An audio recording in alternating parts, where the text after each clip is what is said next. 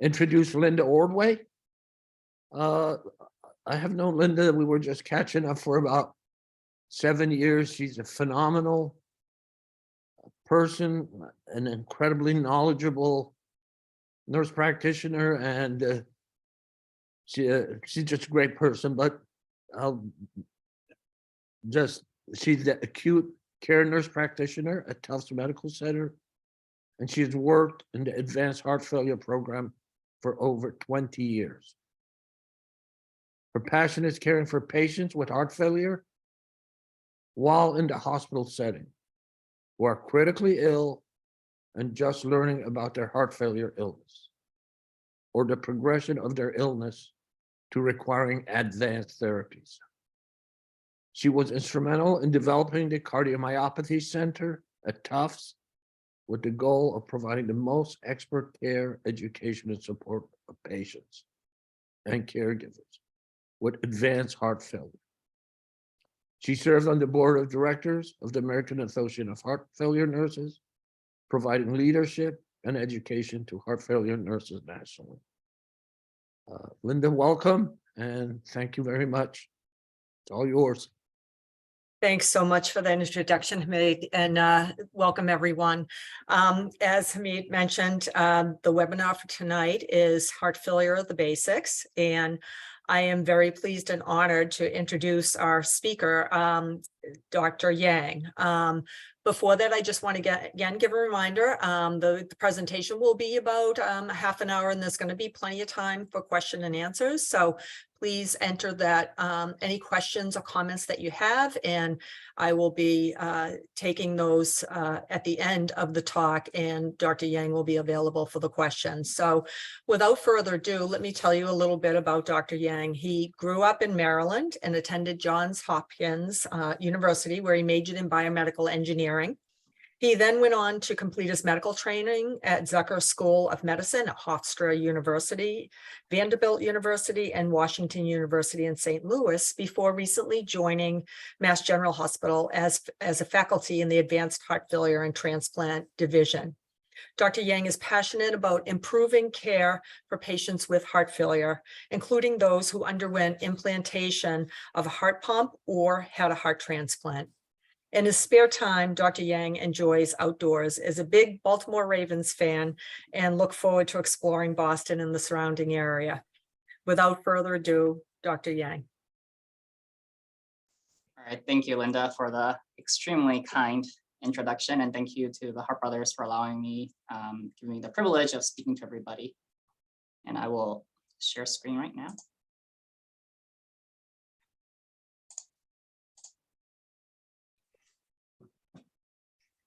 All right, can everyone see the presentation? All right, perfect. So yeah, again, thank you guys. So today I'll be talking about heart failure awareness, just the basics. As Linda mentioned, this will be a brief 20-minute introduction to heart failure. And I welcome any questions that everyone may have.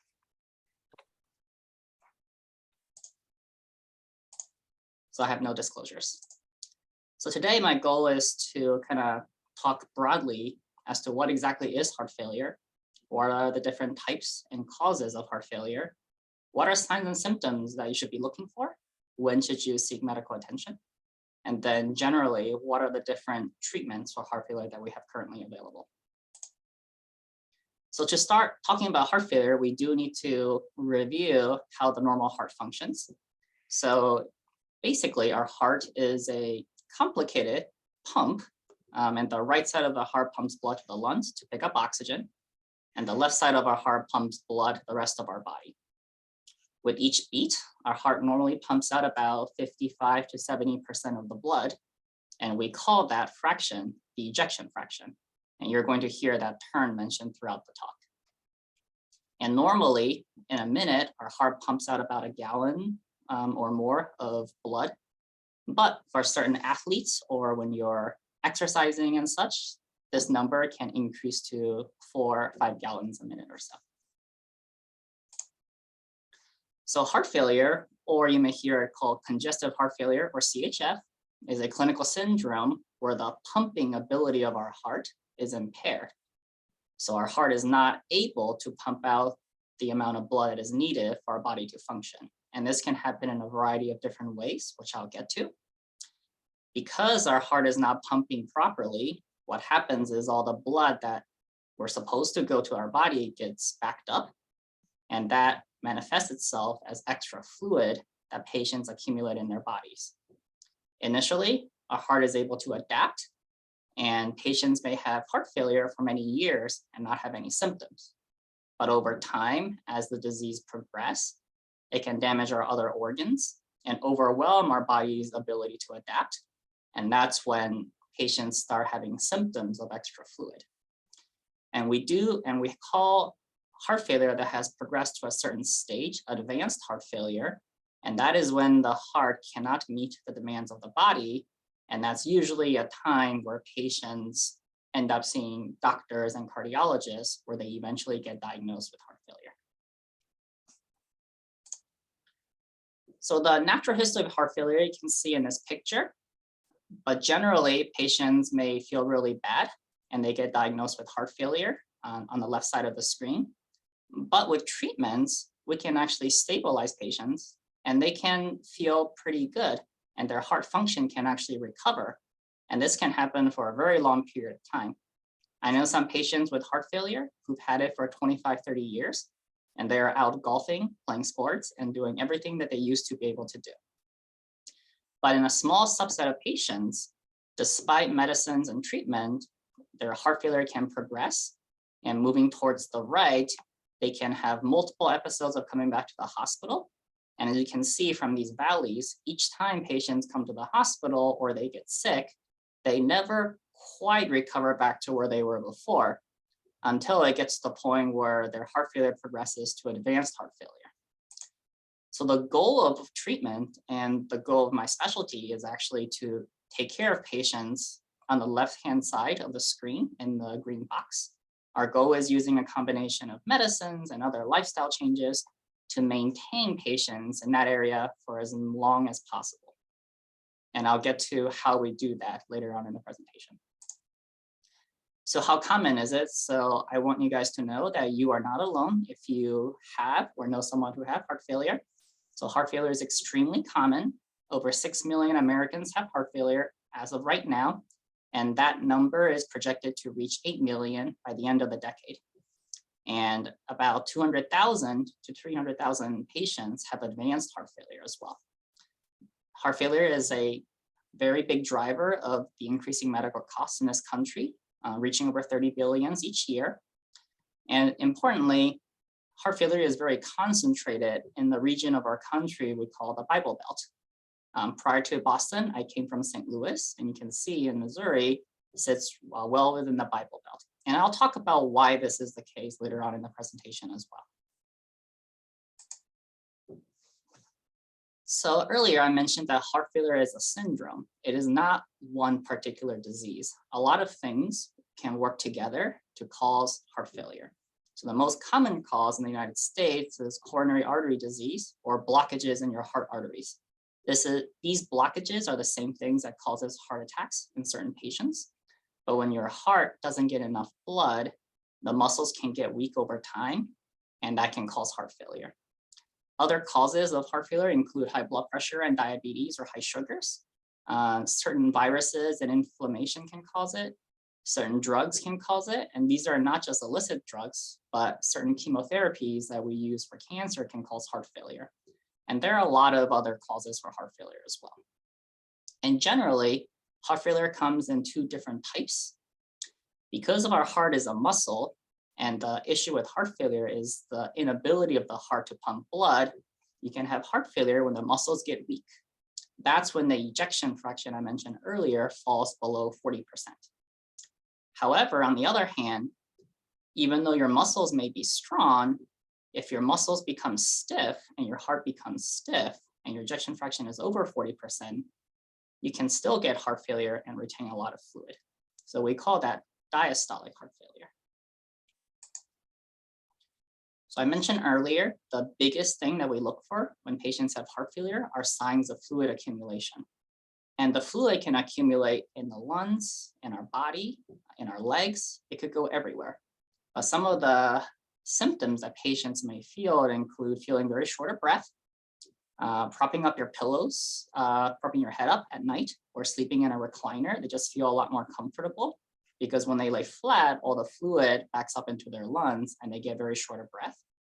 Waking up at night, gasping for air, can't catch your breath, or swelling in your abdomen and then swelling in the legs. And probably the leg swelling is something that we see very frequently, where it starts off in the ankles and then it gradually works its way up. Other symptoms of heart failure include feeling tired, very lethargic, not having energy to do the things that you used to be able to do. Some patients may describe discomfort in their chest or even pain. They could have irregular heartbeats or palpitations. And when it becomes advanced, patients can have very poor appetite. They can start losing muscle mass and they can start losing weight because their body is not getting enough blood flow and their gut is not able to absorb all the nutrients that they're taking in. Now, these are just some of the signs and symptoms of heart failure that are very common, but heart failure can present in many different ways. And I think the key is if you're not feeling well, and if you have any of these symptoms, seeing your doctor is going to be very important to start the process of diagnosing whether heart failure is playing a role here or not. So speaking of diagnosis, if you see a cardiologist and there is some concern for heart failure, these are some of the tests that they and myself may order to diagnose it. So generally we do some blood work. We do what we call an EKG, which involves looking at the heart rhythm. And then most importantly, we do an ultrasound of the heart called echocardiogram. This allows us to see exactly how well your heart is pumping, and it really helps us diagnose whether a patient has heart failure or not. Now, those are not the only tests that we use. Other tests that doctors may recommend include cardiac MRI or other types of imaging like CT scans. There are also these special stress tests called cardiopulmonary exercise stress tests, where we hook you up and ask you to exercise. And then we have invasive procedures like a heart catheterization or an angiogram to look at your heart arteries and measure pressures inside of your heart to see exactly how well your heart is functioning. So I mentioned a little bit earlier, so once you're diagnosed with heart failure, what happens then? Well, the important thing is we have a lot of different medications that improve your heart function, keeps patients out of the hospital, and most importantly, improve their quality of life and prolong their life expectancy. Over the past 30 years, a lot of medicines have come onto the market that have dramatically improved the outcomes of patients with heart failure. And at the bottom, I showed a timeline of all the things that have, all the advances that have occurred in this field, and I put some stars, which I'll talk about in the next slide. But important to know, 30 years ago, the treatment for heart failure was bed rest and water pills to get rid of the extra fluid. And that's it. We had no medicines that can actually help the heart recover, but now we have a lot. So what are some of the medicines that, if you have heart failure, that you might be prescribed? And the key here is these medicines are additive. So each medicines that you take will help you on top of the previous medicines that you take. So nowadays, the more medicines you're on, the better things are going to be, and the higher likelihood that your heart is going to be stabilized and recover. So in the 1980s, the first set of medicines are what we call the ACE inhibitors. These are enalapril and lisinopril or ramipril. They end in PRIL, and they improved survival in heart failure patients by 10 to 15%. Then in the 1990s, the beta blockers came onto market. So these are the metoprolol or carvedilol, which are the two most commonly used medicines in this class. They end in LOL. And on top of the ACE inhibitors, they improve survival by 30%. So a big difference there. Then in the 2000s, another class called spironolactone or epinarolone came onto the market. So they end in ONE. So spironolactone is also called aldactone, and epinarolone is Inspra. And then on top of the previous two medicines, they improve survival by another 20%. Then in 2014, Entresto is here. So they also improve survival by another 15 to 20%. And then finally, just a few years ago, the newest kids on the block, what we call the SGLT2 inhibitors, or Jardiance or Farxiga. You may have seen these on the commercials because I certainly see them all the time. But on top of the previous medicines, they improved survival. They kept patients out of the hospital. And these are a great class of medications, very well tolerated. And in addition to helping your heart, these medicines also help blood sugars and also protect the kidneys in the long run. So these are really a life-changing and a game-changing set of medications. So what does it look like now in 2023? So if you are diagnosed with congestive heart failure and your ejection fraction is low, so if your heart muscles are weak, you should be on 4 different types of medicines. You should be on a beta blocker, you should be on Entresto, you should be on spironolactone or aldactone, and you should be on Jardiance or Farxiga. Now, I recognize that not every single person is able to physically tolerate some of these medications, and there may be financial reasons as to why they may not take some of these medications. But all things aside, the best evidence we have currently is that patients who are on all 4 of these medicines do the best. Now, I did mention earlier that the other type of heart failure is when your heart is very stiff. So it's not a problem with how strong your heart is beating, but it's an issue with the stiffness of your heart. And if you have that particular type of heart failure, then Jardiance or Farxiga is really the best medicine for you. Now, in a subset of patients, despite all the advances in medicine and science over the past 30 years, they alone will not be enough. And when they progress to advanced or end-stage heart failure, these patients have a very low life expectancy. So at the bottom, it's just a graph from about 20 years ago, but at the bottom curve, you see that I put a star by 24 months, which is 2 years, but over 80% of the patients, when they have advanced or end-stage heart failure, they don't survive past 2 years. And this is a big problem in our field. So when we get to this point, what are some of the options that we have? And these are some things I think Hamid mentioned earlier, but we have really 2 options for the right patients. So we have mechanical heart pumps, or what we call left ventricular assist devices, or LVADs, which is a pump that you see on the right of the screen that gets placed by surgeons into your heart.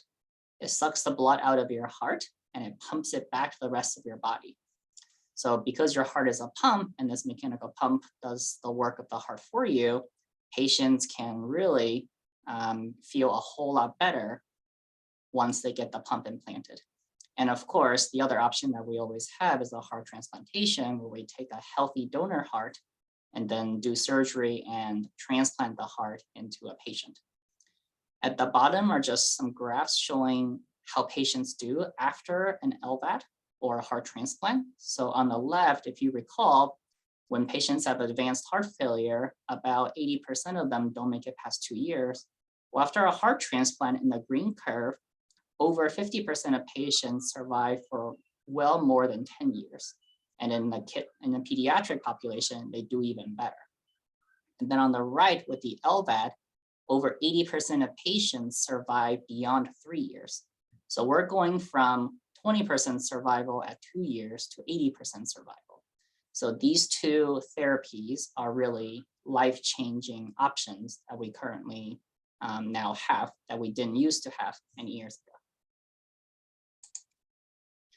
So to talk about these in a nutshell, because I know later on there will be a webinar specifically dedicated to treatment of advanced heart failure, but LVADs and heart transplants are really only done at specialized centers. And I know Tufts Medical Center, where Linda is at, and Mass General, where I am at, we're 2 big institutions here in Boston that do these types of surgeries.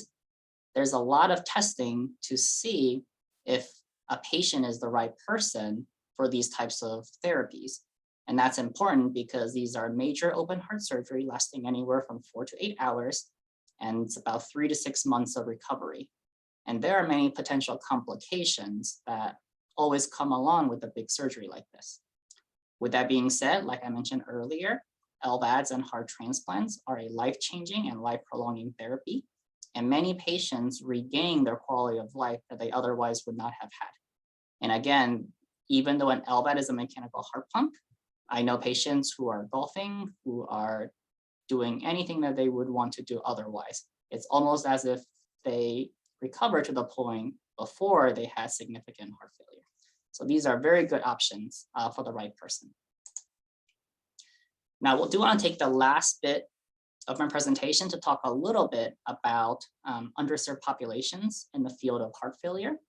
So this is a really important topic, and it's something that we as doctors and the medical profession, and we as in our society have to do better.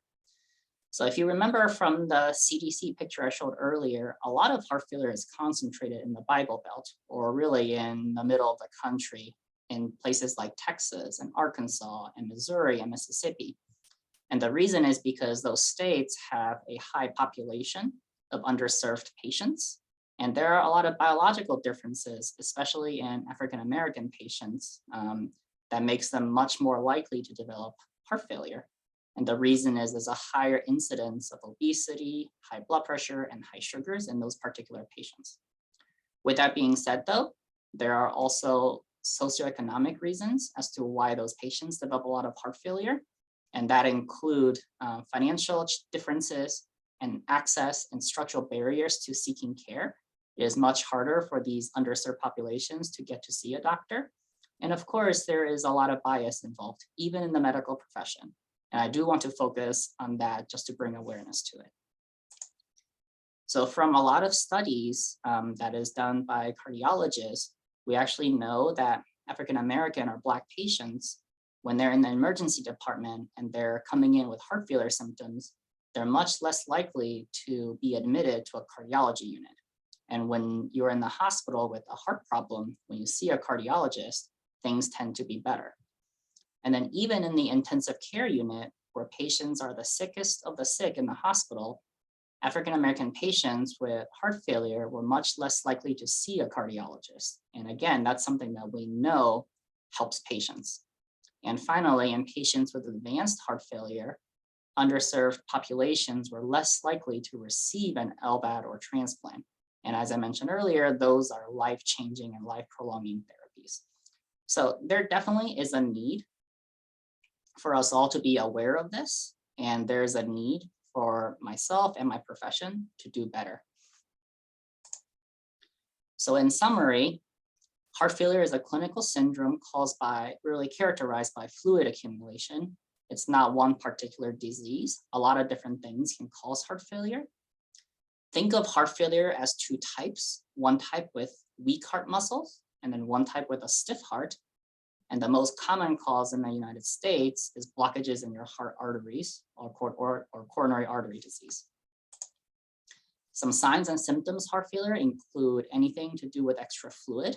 So most commonly, shortness of breath, gasping for air, sleeping on a recliner, or swelling or visible swelling in the legs. And then other things may include feeling tired, feeling lack of energy, unintentional weight loss. And the treatments for heart failure is mostly medical, but in a small group of patients whose heart failure progresses and worsens over time, we have mechanical heart pumps or heart transplant for those particular patients. So I do want to give a few take-home messages or misnomers or misconceptions that I want to dispel. So just because we call this condition heart failure does not mean your heart is failing. As I've talked about earlier, we now have really, really good medications that work. And these medications can relax your heart and actually make your heart stronger as long as you keep on taking them. LVADs and transplants are viable options for patients with advanced heart failure, where we can go from a 20% survival to over 80% survival over a couple of years. But it takes a village. In addition to your heart doctors and the nurse practitioners and everyone at the hospital taking care of you, patients with advanced heart failure need the family and social support as well, especially through their recovery process. So it truly is a group effort between both patients, their caregivers, and their providers. And then finally, improving heart failure care in the underserved population, as I mentioned, is a priority because these patients are some of the sickest of the sick, and we need to do better by them. So these are just some additional resources for both information. So Center for Disease Control has very good general information on heart failure, and the American Heart Association and the Heart Failure Society of America has a lot of good information as well. And then of course, there are a lot of private organizations dedicated to this particular condition, including the HEARTBROTHERS, and listed off a few other ones here as well. So with that, I would like to conclude, and I am happy to take any questions.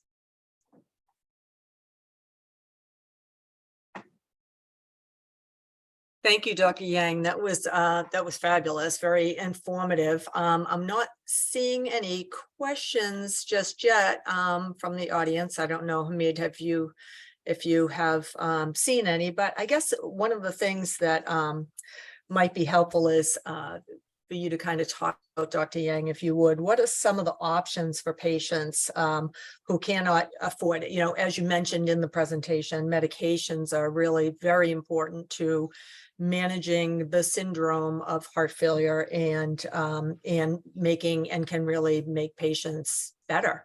And what about those patients that either can't afford those medications? What are options for them, or also that have difficulty tolerating medications? So should they just abandon it? Are smaller is a little bit better than nothing? Those kind of things. Okay. Yeah, it's a great question, Linda. So I think I'll take it a piecemeal, one at a time. So first of all, for patients who can't tolerate these medications because of side effects.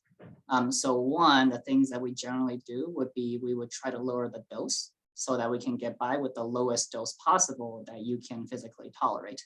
And what you said, Linda, is exactly correct. A little bit of these medicines is certainly better than nothing. But we are cognizant that if you can't tolerate it, then obviously you can't take it. So I think the first thing we would do is to find the lowest dose possible so that you can tolerate it. Now, if that still doesn't work, and if certain medicines are too expensive, we have a lot of different substitutes for some of these medicines. So especially the ACE inhibitors and the beta blockers, as I mentioned, they've been around for 30, 40 years. So a lot of these medicines are generic. A lot of these are on the $4 list at Walmart and things like that. So even if you can't tolerate some of the newer ones, we have very good substitutes for some of those. And the data is still very, very strong, even for these generic medications as well. And then on top of that, a lot of different insurance and also hospitals have programs, especially with financial assistance for patients, especially when it comes to like Entresto and Farxiga and Jardiance, some of the newest medications. So there's a lot of resources out there to help you afford these life-changing medications. So, if you can't, for whatever reason, if you can't be on these medications, you're not out of options. There are definitely a lot of ways that we can make sure that everyone with heart failure gets the medications that they need. Thank you. One of the audience members had a question about what about mechanical circulatory support options, and they specifically mentioned Impellas. Can you talk a little bit about that? Because I know you talked about LVADs, but obviously there's been a big push, and we're seeing more and more patients living in the ICU. I know that's maybe getting a little ahead for other sessions, but this was a question posed from the audience. Yes, absolutely. So taking a step back, when someone has really advanced heart failure and we're talking about things like a mechanical heart pump or a heart transplant, those, as I mentioned, are big surgeries. They're more permanent solutions. In some patients who are really sick in the hospital, before we can even get to like a big surgery, we need to make sure these patients are stable to handle a big procedure. So sometimes we use these, what we call temporary mechanical support, or the Impella that the audience member had a question about. So an Impella is basically a heart pump, but it's temporary in that it's placed into your heart and it pumps blood out of your heart. But it's not something that you can go home with or even leave the intensive care unit.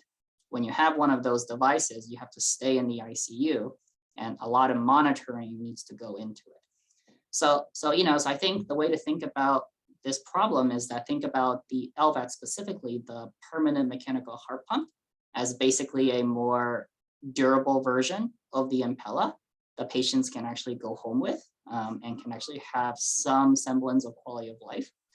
But before we get to these big open heart surgeries, sometimes patients might need these temporary devices to stabilize things so that they can eventually get a heart transplant or an LVAD.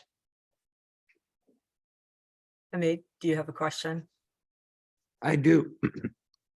So, when I was experiencing heart failure, 2014, 2015, it's before Farxiga and Jardiance and all those were around. So Entresto had just come on the market, and I asked if I could.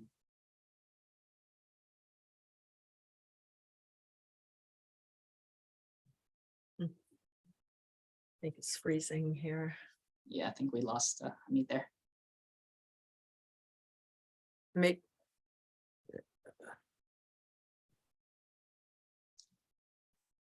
Hamid, can you repeat the question? I think you froze So there. let's try this. yeah, you froze. Yeah, my lovely internet's just fabulous. But anyway, question was, I asked to be treated with Entresto, and my doctor said your kidneys will not tolerate it. But my kidney failure was induced by heart failure, so I'm just trying to see if there's more knowledge out there on Entresto. You had mentioned about being able to tolerate it. Yeah, so that's a great question. The heart and kidneys work together to really get rid of the extra fluid in our body, for example. And for some patients, when they have had heart failure for a long time, their kidneys get damaged and it's not functioning normally. So that does limit some of the medications that we are able to use to treat heart failure. Now, for some patients, when their heart failure gets too advanced and we're looking at the LVAD or heart pump or a heart transplant, when you're so sick, sometimes Entresto and some of the medicines we use may not actually benefit you, may actually be harmful. So I think in your particular case, when the heart failure got to that point, then I think Entresto may not be the best option, because earlier on, the key for us is to keep heart failure from getting to that point. And that's where a lot of the work comes in with the medications. Now in 2023, with Jardiance or Farxiga, we actually have a lot of evidence that even in patients whose kidneys are not good because of their heart failure, these types of medicines actually protect the kidneys, even in the setting of heart failure.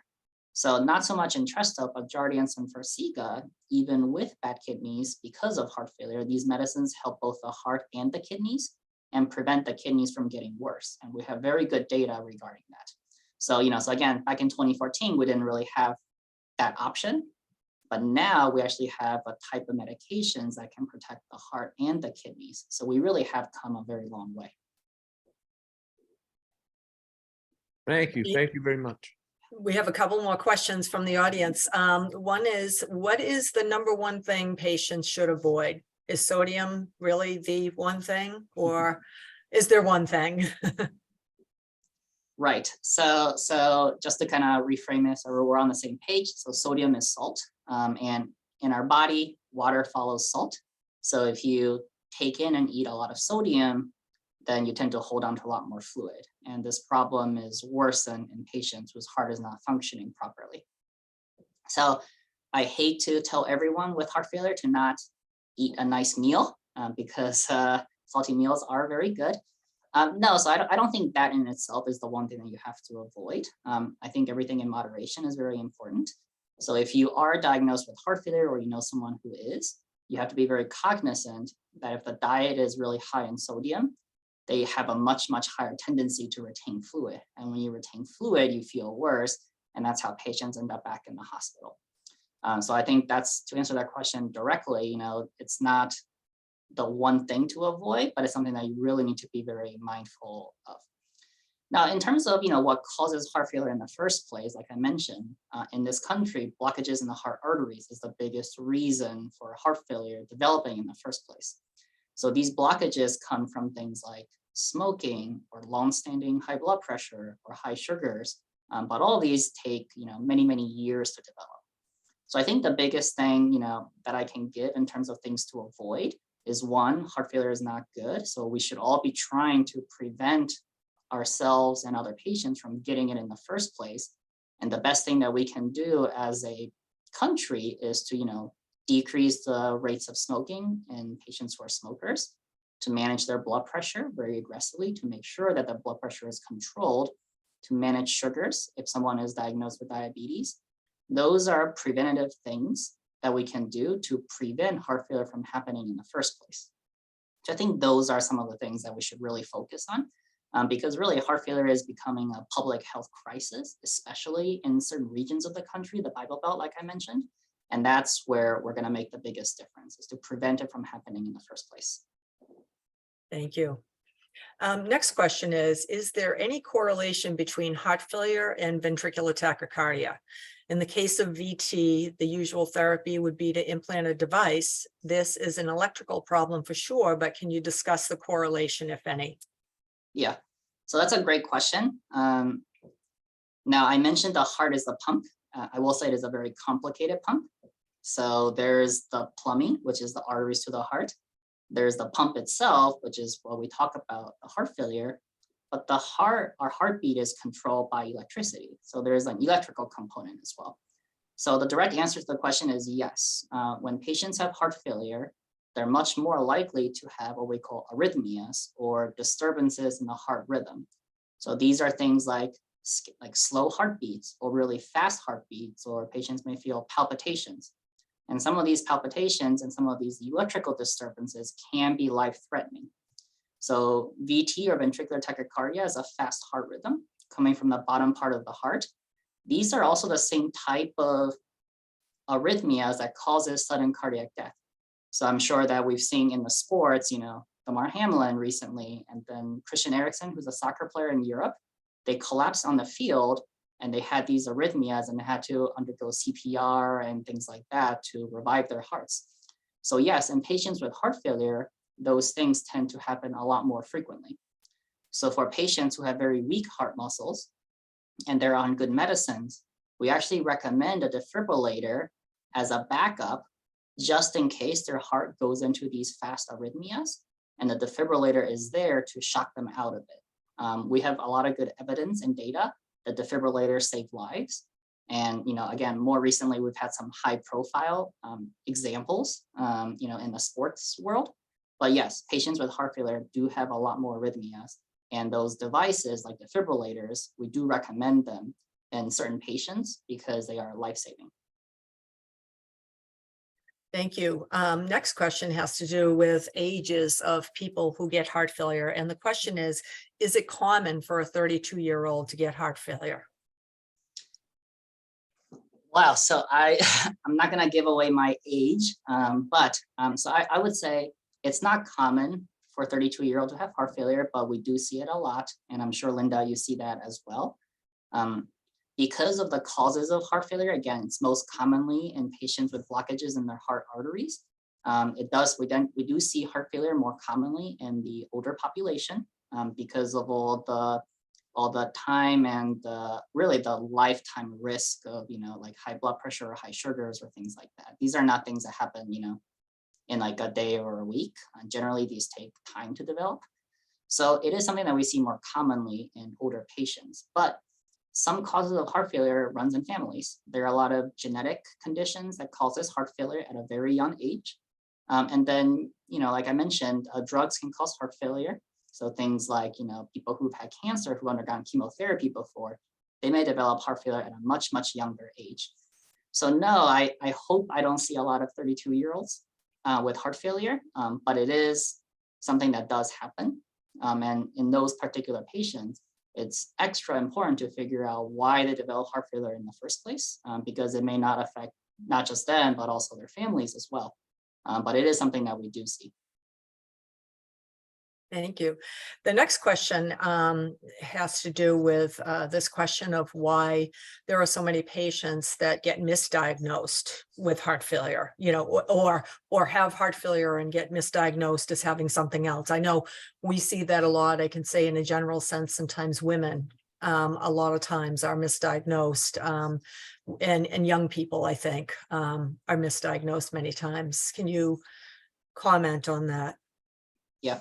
So another great question. If you think about some of the symptoms of heart failure, I mentioned extra fluid. If we see it, then that strongly kind of clues us in as to heart may be the problem. But if someone just has shortness of breath or just feeling tired, it's a very non-specific symptoms. And that can come from the heart. It can come from, let's say, the lungs, if you're not breathing well. It can come from hormonal issues, like if your thyroid hormones are too low, you can have some of the same symptoms. So yes, it is very common for patients with non-specific symptoms to be misdiagnosed. And it may take some time for us to, even for doctors, experienced doctors, to really hone in on the fact that the heart is the major problem. And we have a lot of testing that can kind of help us get at that. You know, I mentioned the ultrasound of the heart, but sometimes a stress test or this special type of cardiopulmonary exercise testing can really help us understand, is the difficulty breathing coming from the lungs or coming from the heart itself?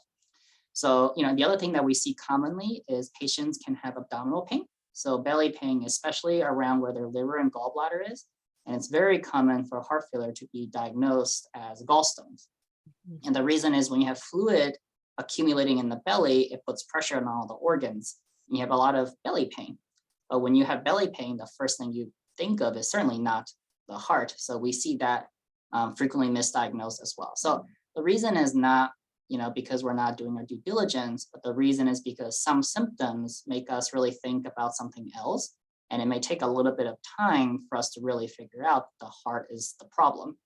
The heart pumps blood to every organ in our body. So any of those organs can manifest as symptoms, which is why sometimes it takes a while to kind of get to the heart.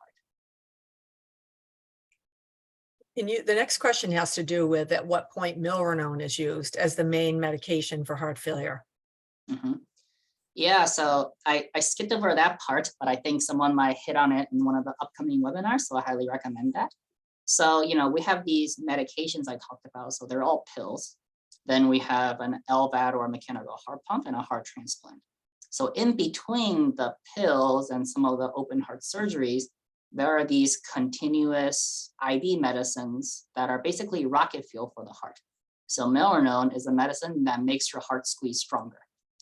Now that sounds great, but the problem is that your heart is weak, and with a medicine to make the heart squeeze stronger, wouldn't that be the perfect thing? Well, think about like a racehorse at the Kentucky Derby who's run a race. The horse at the end of the race is very, very tired. That's like your heart with heart failure. So your heart is very tired, your muscles are fatigued. Now, if you give that particular horse, if you're flogging it and you give the horse some medicine to make it run faster or work harder, that's the same thing that milrinone does. Oh, I think the light went off. That's the same thing that milrinone does to your heart. So over time, it's actually putting more stress on your heart muscles. So in the short term, yes, these IV medicines like milrinone, and the other medicine we use is dobutamine, is something that can make your heart squeeze a little bit stronger. But in the long run, at some point, your heart has gotten so weak and so tired that these medicines are just going to become ineffective. But for some patients, these medicines are really good because it allows them to go home without a big open heart surgery, and sometimes can really improve the quality of life.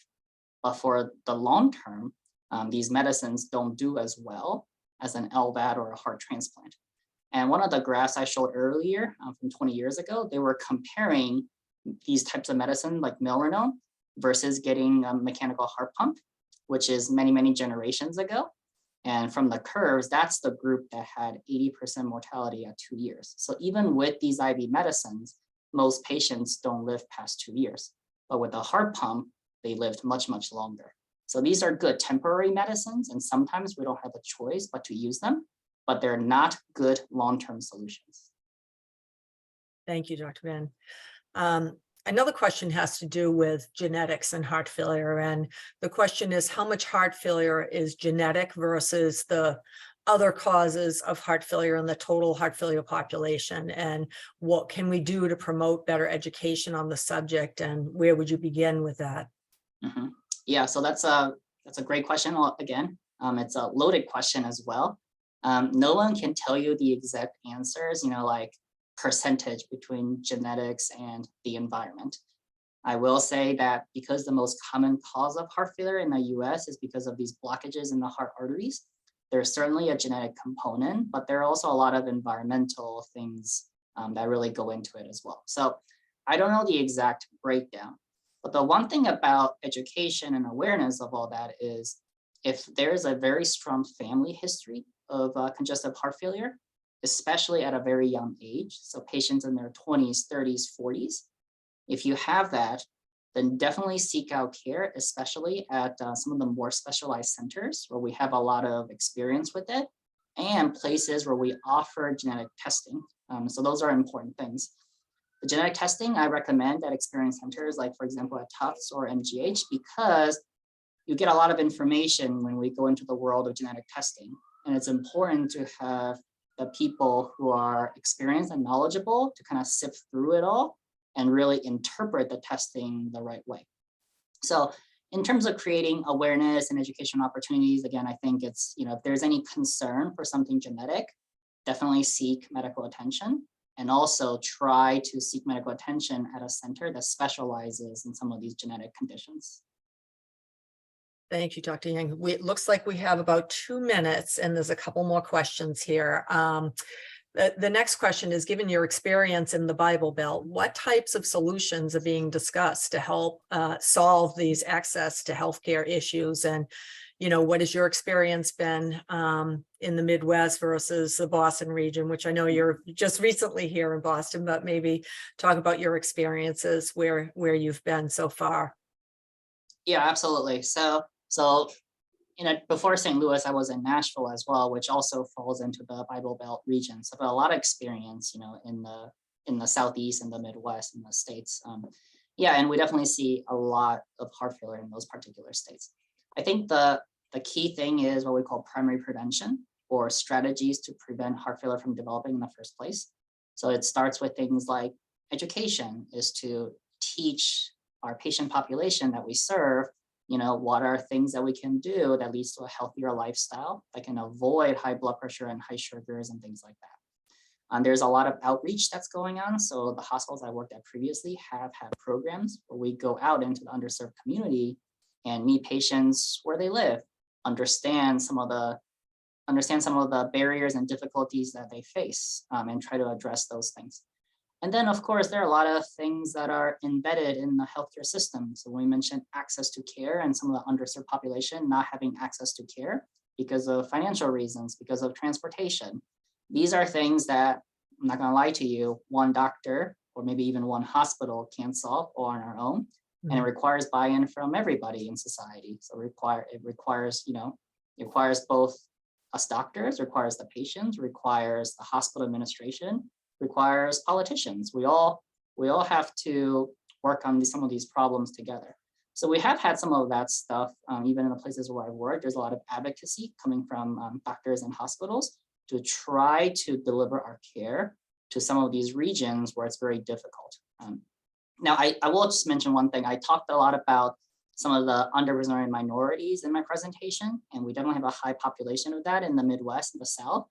But having worked in Nashville, I took care of a lot of patients from like the Appalachian Mountains, So underserved population doesn't necessarily mean, people who are like a different race or different ethnicity.